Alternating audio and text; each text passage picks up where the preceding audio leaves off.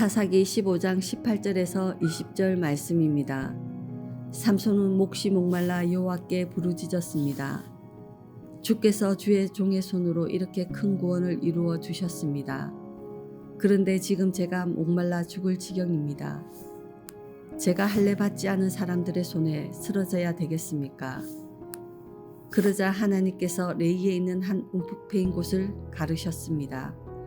그러자 그곳에서 물이 솟아 나왔습니다. 그는 물을 마시고 나서 제정신을 차리고 기운도 회복했습니다. 그리하여 삼손은 그곳의 이름을 레악고레라고 불렀습니다. 그곳은 오늘날까지 레이에 있습니다.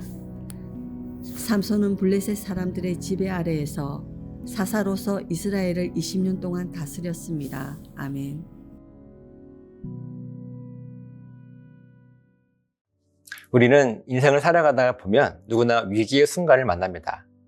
육체적으로 지치거나 사람과의 관계 속에서 버거움을 느끼거나 때로는 아무 이유 없이 삶이 무너지는 것처럼 느껴지는 순간도 있습니다.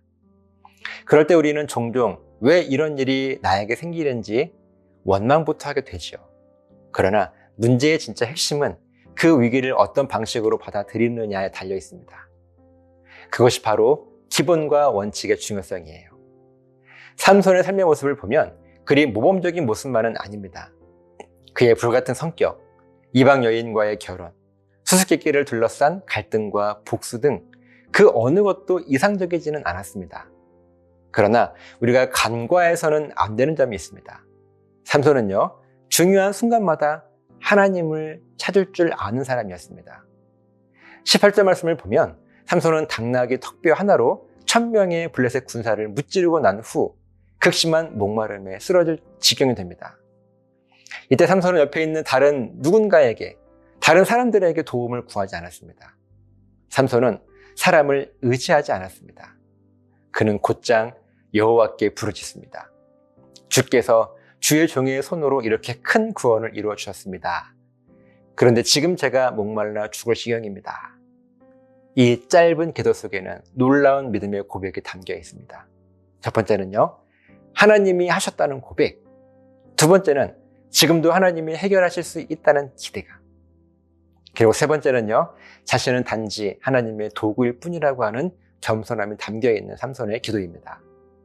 그리고 이것이 바로 우리 신앙생활의 중요한 기본과 원칙입니다. 전쟁에서의 승리만이 신앙이 아니에요. 문제를 만났을 때 하나님께 도움을 청하는 것, 그것이 삶의 진짜 승리를 만들어내는 것 아니겠습니까? 하나님은요, 삼손의 부르짖음을 외면하지 않으십니다. 19절 말씀을 보면 하나님께서는 레이에 있는 한 움푹 패인 곳을 가르시고 그곳에서 샘물이 터져 나오게 하십니다. 목이 말랐던 삼손은 그 물을 마시고 정신을 차리며 힘을 회복합니다. 하나님께서 삼손의 부르짖음을 들으시고 들으신 그대로 응답하시면서 생명의 샘을 터뜨리신 것입니다. 삼손은 이 은혜의 순간을 그냥 흘려보내지 않습니다. 그는 그곳에 이름을 붙입니다. 엔학고레. 곧 부르짖는 자의 샘이라고 하는 의미를 가진 이 엔학고레 이 이름은 단지 한 지역의 지명이 아니라 삼손의 신앙 고백이자 하나님의 응답에 대한 기억의 이정표였습니다. 나는 여기서 하나님의 응답을 받았다라고 하는 증거이자 앞으로도 하나님을 찾으면 응답하신다는 믿음의 기록이었습니다. 그렇게 20절 말씀을 보면 삼손은 그렇게 다시 회복된 힘으로 이스라엘을 20년간 다스리는 사사로 세움을 받습니다. 모든 것이 완벽하지 않았지만 기본과 원칙, 즉 하나님을 찾는 태도 하나로 삼손은 하나님의 도구로 끝까지 사용되었습니다. 오늘 우리 인생도 마찬가지 아니겠습니까?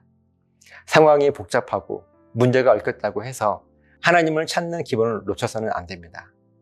사람에게 묻지 말고 세상에 기대지 마십시오. 하나님께 먼저 묻고 하나님께 부르짖는 사람이 되어야 합니다. 믿음의 기본을 지키는 사람에게는 하나님이 반드시 그 길을 여십니다. 때로는 산물을, 때로는 능력을, 때로는 길을 여시는 거예요. 지금 여러분들의 삶 가운데 막혀있는 상황이 있으십니까? 목이 말라 쓰러질 것 같은 지점에 서 계십니까? 그렇다면 엔학고로의 하나님을 기억하십시오. 그분은 오늘도 부르짖는 자의 음성에 응답하십니다. 그리고 그 자리를 생명과 회복의 장소로 바꾸시는 분이십니다. 가장 먼저 하나님을 향하여 부르짖으십시오. 그 단순한 기본과 원칙을 통하여 우리 하나님은 우리의 인생에 풍성한 구원을 이루실 것입니다. 기도하시겠습니다. 하나님, 신앙생활하면서 우리가 참 쉽지만 어려운 것은 가장 중요한 기본과 원칙을 우리가 얼마나 잘 따르느냐, 그렇지 않느냐에 있는 것 같습니다. 하나님, 어떤 순간에라도 기본과 원칙을 우리가 중요하게 생각해서 하나님을 향하여 온전하게 신앙 고백할 수 있도록 우리를 지켜주시옵소서. 감사드리며 예수님의 이름으로 기도합니다. 아멘.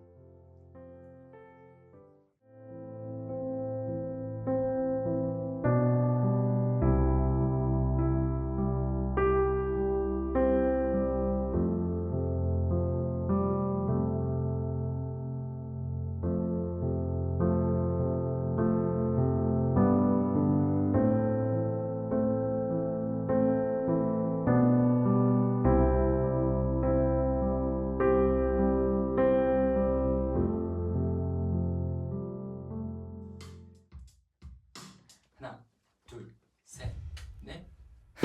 하나님이 우리에게 고난의 시간을 보내게 하신 이유는 뭘까? 믿음의 확실함이 불로 연단할 금보다 더 귀한 걸 알게 하시기 위해서. 고난은 금을 만드는 시간, 정금으로 빚어질 믿음의 세계.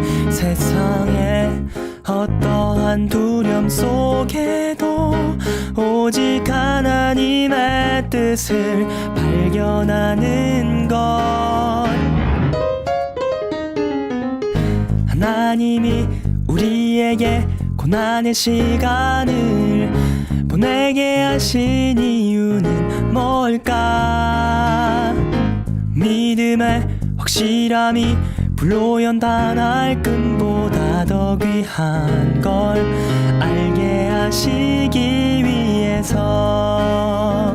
환난은 인내는 연단은 소망으로 이루어 가시고. 세상에 어떠한 유혹 속에도 절대 흔들리지 않고 주 바라보는 것.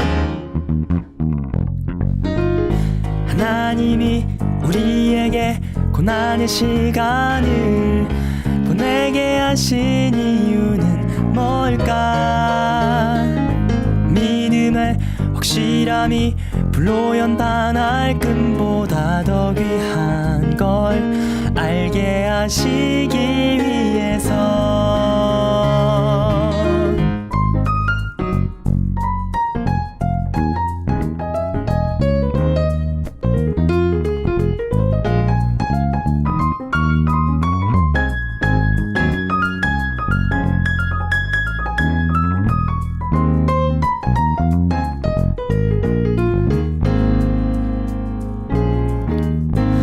성령이 내 영을 새롭게 하고 주님의 평안이 마음에 부어질 때 세상의 어떠한 상황 속에도 주를 믿는 믿음으로 살아갈 수 있죠.